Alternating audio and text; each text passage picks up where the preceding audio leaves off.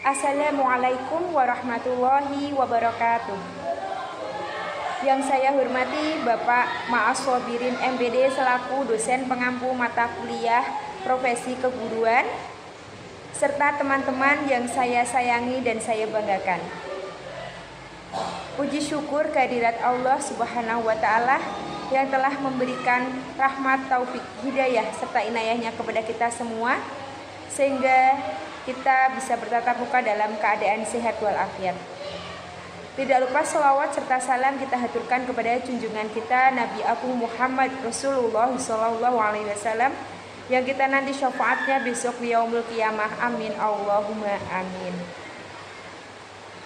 Perkenalkan, kami dari kelompok 2. Nama saya Yuni Sulistiani dengan NIM 19106051065, dan teman saya bernama Dewi Wigati Nursetyo dengan NIM 19106051003.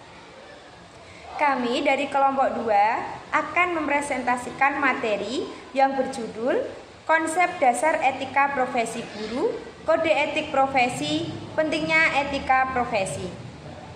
Silahkan Mbak Dewi Wigati Nursetyo yang akan mempresentasikan materi. Baik, terima kasih. Di sini kelompok kami akan mempresentasikan mengenai konsep dasar etika dan profesi keguruan. Yang pertama yaitu konsep etika profesi guru.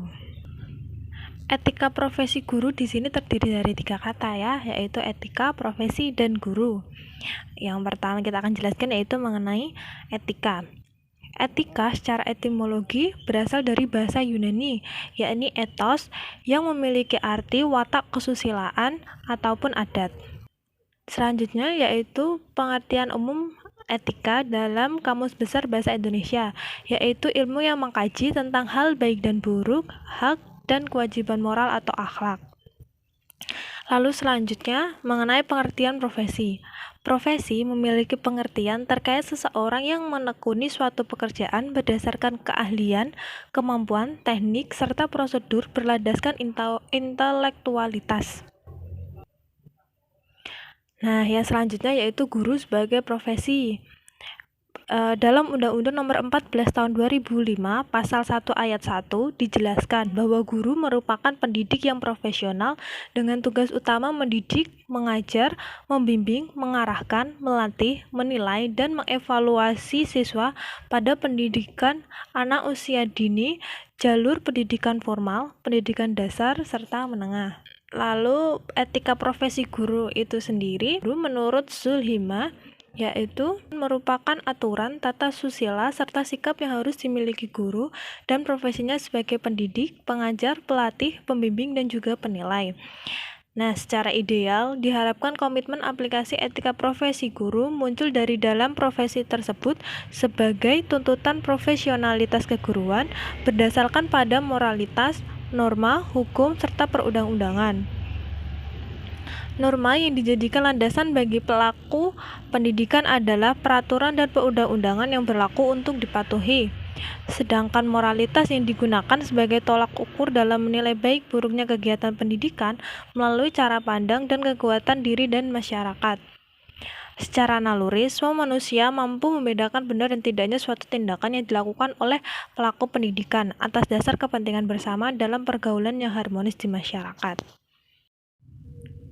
Yang kedua, yakni kode etik profesi. Kode etik profesi terdiri dari 3 kata, yakni kode, etik, dan profesi. Yang pertama, kata kode berasal dari bahasa Perancis yang berarti norma atau aturan. Yang kedua, yaitu etik. Kata etik berasal dari kata etiquette yang bermakna tata atau tingkah laku. Yang ketiga, yakni profesi, yang memiliki arti seseorang yang menekuni suatu pekerjaan berdasarkan keahlian, kemampuan, teknik, serta prosedur berlandasan intelektualitas. Jadi, kode etik di sini merupakan seperangkat pedoman berperilaku yang berisi norma-norma yang harus ditaati oleh suatu profesi tertentu. Dengan mentaati seperangkat norma-norma tersebut akan menjadikan keberhasilan dalam menjalankan profesi dengan baik. Tugas guru bukan hanya sekedar mengajar, tetapi juga mendidik.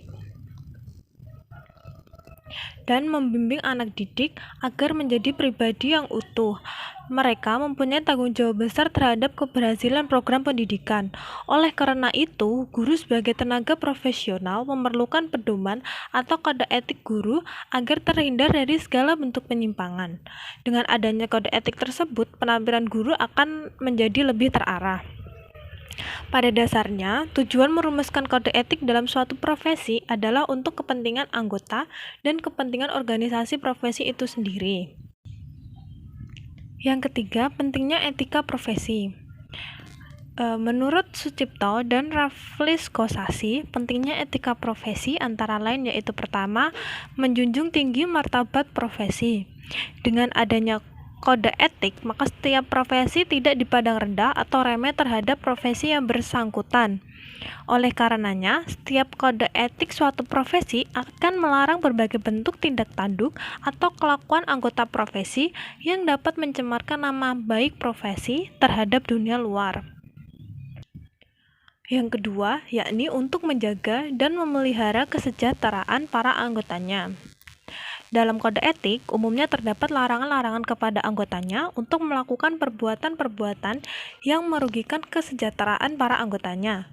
Misalkan, dengan menetapkan tarif-tarif umum bagi honorarium anggota profesi dalam melaksanakan tugasnya. Sehingga siapa-siapa yang mengadakan tarif di bawah minimum akan dianggap tercela dan merugikan rekan seprofesinya. Yang ketiga, untuk meningkatkan pengabdian para anggota profesi. Tujuan lain kode etik dapat juga berkaitan dengan peningkatan kegiatan pengabdian profesi, sehingga bagi para anggota profesi dapat dengan mudah mengetahui tugas dan tanggung jawab pengabdiannya dalam melaksanakan tugasnya. Oleh karena itu, kode etik merumuskan ketentuan-ketentuan yang perlu dilakukan oleh para anggota profesi dalam menjalankan tugasnya. Yang keempat, untuk meningkatkan mutu profesi. Kode etik juga memuat norma-norma dan anjuran-anjuran agar para anggota profesi selalu berusaha untuk meningkatkan mutu profesi para anggotanya.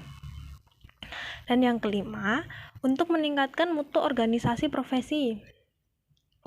Dalam meningkatkan mutu organisasi profesi, maka diwajibkan kepada setiap anggota untuk secara aktif berpartisipasi dalam membina organisasi profesi dan kegiatan-kegiatan yang dirancang oleh organisasi. Nah, sekian presentasi dari kelompok kami. Saya kembalikan lagi ke moderator. Terima kasih. Selesai sudah presentasi dari kelompok kami. Apabila ada kekurangan dan kesalahan yang disengaja ataupun tidak disengaja, mohon untuk dimaafkan. Saya akhiri, wallahul muwaffiq ila aqwamit thoriq. Wassalamualaikum warahmatullahi wabarakatuh.